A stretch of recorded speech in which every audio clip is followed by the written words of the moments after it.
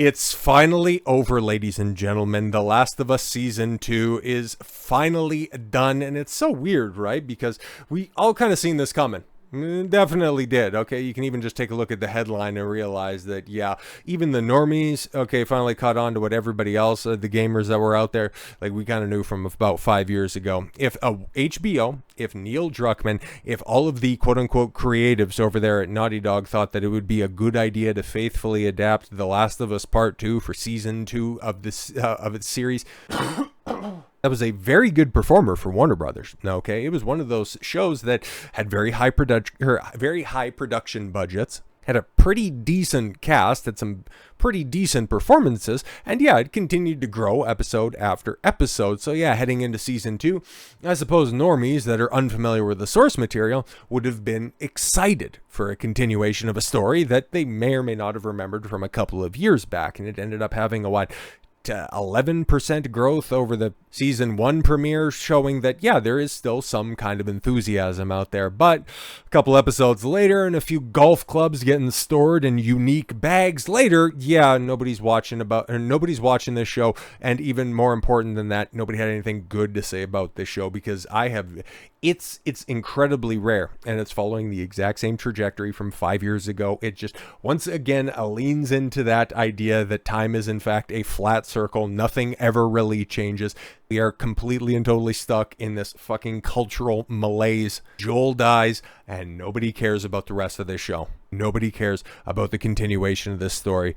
Abby, Bella Ramsey's enormous head was not enough to carry this doomed show. And if the creatives behind this want not just a third season, which has already been greenlit and they're already beginning pre-production on, but they also want a fourth season to wrap everything up, bro, you take a look at this. The Last of Us Season 2 finale of viewership down 55% from Season 1. You're probably going to get your Season 3, but you're probably not going to get a Season 4. With 3.7 million viewers on HBO, bro, says as it expects viewership to pick up this week due to the holiday weekend, right? Oh, see, it just nobody had time on Sunday to watch the finale. That's why, right? Yeah, no, that's why everything was so bad. No, everybody was out barbecuing in the prime time, 8 p.m. slot. No, of course not. No, everybody was still busy celebrating, right? Sure. HBO's The Last of Us Season 2 finale aired to have the audience that tuned into the Season 1 finale for the video game adaptation. As Sunday's season closer saw 3.7 million cross-platform viewers. That's down 55% from the Season 1 finale, which scored 8.2 million cross-platform viewers. An impressive feature given that episode aired opposite the Oscars. Oh, fuck. Yeah, see, that's honestly even worse, okay? Because, yeah, that's stiff competition, especially for the people that thought that Season 1 was still palatable. 8.2 million opposite the Oscars, as opposed to 3.7 million because, Sunday of Memorial Day long weekend. Right. Season 2 premiered to 5.3 million cross-platform viewers. And yeah, just a pure summation of this stuff. Yeah, 30% drop-off from the premiere, 55% drop-off from the Season 1 finale. HBO expects the finale viewership to grow. Oh, really? Season 2 is currently averaging 37 million viewers per episode globally. Right, but how long are people watching? How exactly are you counting a view? And how do you reconcile nobody giving this show a positive review? Because honestly, I searched high and low, and everything after Joel getting Joel'd in one, nobody has anything positive to say about this. It just simply memes the "I'm gonna be a dad" and Tommy being turned into a complete cuck. Like, I haven't heard fuck all about any of this, okay? The one thing that I will say, I got a little bit of positive coverage was the one flashback, I think that was last week or the week before, where you had a little bit more Pedro Pascal, which is so fucking wild to think that a show actually benefits from Pedro Pascal. But even still, he was portrayed as even more of a cuck than he was in the game, because that's another thing that I've heard a lot about this. For as bad as Last of Us Part 2 is, somehow they managed to take that source material and both faithfully adapt it, and whenever they do make deviations, they actively cuck Joel and make the source material even worse. Like, bro, this is amazing. And it's not working. Like I said, I did search legitimately rather, like outside of the Bella Ramsey and Last of Us stan accounts, like just the places that would traditionally give a favorable review to slop like this. Even IGN, IGN, they gave a perfect 10 on 10 for that abominable Rings of Power Season 2, Episode 7, Doomed to Die, horrific Siege of Eregion. Gave that a perfect score. Season 2, a finale of The Last of Us, reaches its agonizing cliffhanger ending at breakneck speed, disorienting as much as it thrills. They gave it a 6. Not even an IGN 7, bro. They know this shit sucks. And it's going to get even more difficult to watch because Season 3 is all about Abby. Oh my God. So it's going to start off with, hey, oh, look at how good of a person Abby's father was. Oh, he saved a zebra from barbed wire. Oh my, it's going to be so, and you're going to have her little trans partner in the apocalypse. Oh, it's going to be so great. It's going to be so wonderful. Nobody's going to watch this shit. Holy Christ. Druckmann doubles down on controversial character while Season 2 ratings plummet.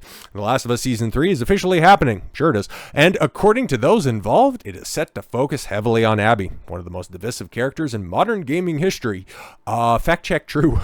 Despite significant backlash following her debut in The Last of Us Part 2, showrunners Neil Druckmann and Craig Mazin are staying the course, cementing Abby as the centerpiece of the next chapter. Bro, it was already a slog to get through it with the uncharismatic Ellie, and now you're just gonna throw it to a character with more baggage than talent. Like, okay, Caitlin Dever, okay, she would have been fine, and hell, she probably would have been an excellent casting for Ellie, but the way that you made her a murderous psychopath and you're going to try to redeem her, her motivation and justification for killing Joel is even more unhinged than it was in the game, which already wasn't that great to begin with, and now you're going to make her the central figure of an entire season of television when people have already come to the conclusion that, oh fuck, this story really sucks and we're not going to continue to watch it. Like, just anecdotally, a lot of people tuned out because we haven't heard anything outside of, HBO coming forward and saying, no, we anticipate people will be checking this out. Don't worry. Don't pay attention to the 3.7 million people that checked out the finale, which is 55% off of the season 1 finale and it's 30% off of the season premiere. Don't worry about that. Everything's fine. Everything's great. They didn't tell you everything about the drop off after Joel got clubbed in episode 3. They've left you in the lurch so far and just simply let people meme on this story. But anyways, Caitlin Dever's Abby first appeared briefly in Season 2, and fans anticipated her controversial arc from the second game won't have to wait much longer. Yes, actress Catherine O'Hara, who plays Gale in the HBO series, told Variety that Season 3 is Abby's story. Great, yeah, because the Season 2 finale, spoilers, I don't think anybody really cares at this point in time. They got to the theater, the fucking Asian simp dies, and now, yeah, it's a handoff to tell the Abby story the exact same way that they did it in the fucking game. Like, you got to give them credit for doing a faithful adaptation. It's just unfortunate that they picked this source material to do it. That confirmation all but guarantees next season will follow the controversial narrative path of the second game, which famously pivoted from beloved protagonists, Joel and Ellie, to instead frame much of the story around Abby, a new character who, made a dramatic entrance for Gale, O'Hara's character, won't be in Season 3. Oh, man. The actress shared that Mazin told her she is definitely not returning next season, though a later appearance could happen. Reflecting on her role, O'Hara speculated that Gale was written simply to serve Joel and Ellie in Season 2 and had fulfilled that purpose. Oh, that's wonderful. Season 2 of the show wraps up Sunday, May 25th. The finale is expected to end on a cliffhanger, setting the stage for Season 3's focus on Abby.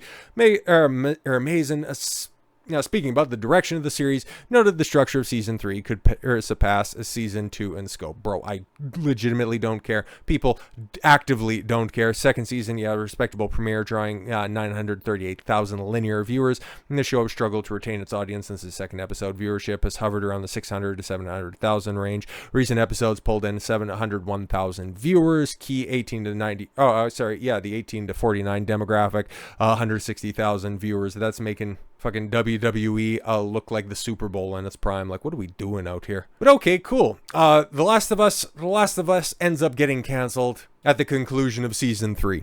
And it ends up freeing up a bunch of time for Neil Druckmann to go back to focus on what he does. I was going to say best, but at least what he's probably most known for, and that's making video games, okay? That just restarts Naughty Dog at a time where, well, who knows how much longer they have, okay? Because you take a look at their next production and, well, Neil, got to give him credit too. Okay, like if he's going to be headstrong in continuing the story of The Last of Us, he's also going to be headstrong in his idea for the future of his video games, which, bro, everything that he's been at the forefront of, everything that he's been the creative lead on, yeah, hasn't exactly stood the test of time. He ended up forcing his way the head of the writer's table with Uncharted 4, which for me, that was the point in time when I realized that, oh shit, both AAA gaming is cooked and Naughty Dog specifically, like, it's a wrap, because I really loved the Uncharted series quite a bit, and 4, like, it started off really great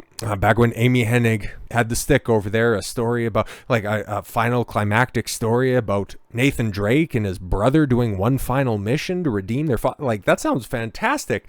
And then you just ended up throwing in a black chick, and it's like, what the fuck, where did she come along? Okay, and she's beating the fuck out of Nathan, like, this makes no sense. Oh great, that's Neil Druckmann's inclusion to the story. Oh, and what else did he do at the end? Oh yeah, right, because, you know, Nathan and Elena end up settling down, and then in your epilogue afterwards, you know, they've already started a family living on the beach, and oh yeah, great, then the legacy of the father can be handed down to the daughter, which was originally supposed to be the son, as was pitched by Amy Hennig, but no, because Neil had already pushed Amy out of the company, suggested that it become a daughter because, well, why can't it be a daughter? Oh, great. Thanks for that contribution, fucking everything up. Where is there any hope for an Uncharted 5 out there? Does anybody actually want that? And especially after that horrific DLC, which was all written by Neil. So fantastic about that. But then what about The Last of Us? Okay, what Neil touts as his magnum opus, his defining work, how everybody, myself included, really liked the first game. What gives with the stark drop-off in quality between the first and the second iterations? Oh, right. It's because, once again, Neil wasn't the lead writer on the project. That was Bruce Straley on the iconic original. He ended up getting, oh, guess what? Stop me if you've heard this before. He ended up getting pushed out of the studio by Neil and replaced and usurped by him for the second installment. But hey, with Intergalactic, the Heretic Prophet, Neil doesn't have to worry about backstabbing and subverting anybody else, because this is his baby. This is his idea from the ground up that he's been working on since 2020. So when we eventually get it revealed that this is, I would imagine, right? Because Summer Games Fest, where, okay, at, you know, the Game Awards, Jeff Keighley's little vanity project at the end of the year, what was that? Mid-December it ran out, and we got the announcement and the reveal of Intergalactic, the Heretic Prophet. I would imagine we'll probably get a clarification, and I wouldn't be surprised if we see this either before GTA 6, or if it's not then, this could get pushed up for a very, very, very long time, depending on how much progress The Last of Us Season 3 has been made. But we could be seeing how much progress Naughty Dog has made on this, mostly because this is the only thing that they're working on. Oh yeah, we have another project that's in development. Bro, everything's going to rely on this being a hit, which, spoilers, it's not going to be. But Neil Druckmann says he's ignoring Intergalactic, the Heretic Prophet backlash, and staying the course. That's so great, because he did the exact same thing for The Last of Us Season 2, and how well did that work out for you?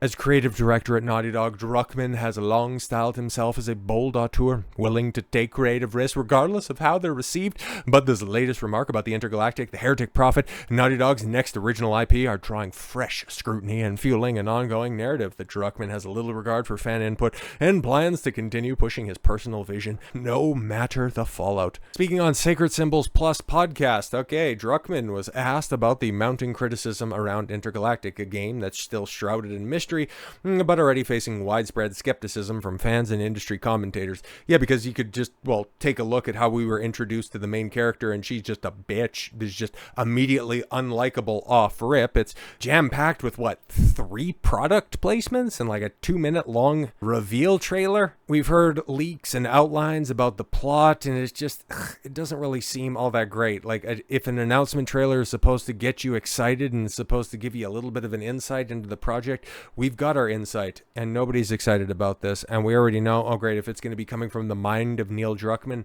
we already know what's in store for us, and a bunch of people are going, okay, no thanks, nah, we're good.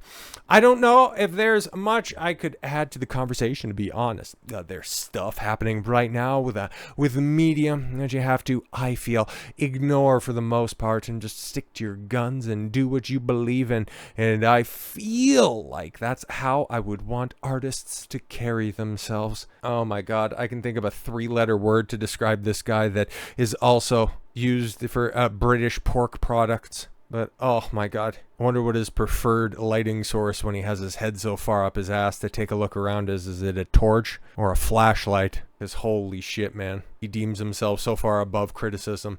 I'm very, very excited for this game. Maybe as excited as I've been for any game.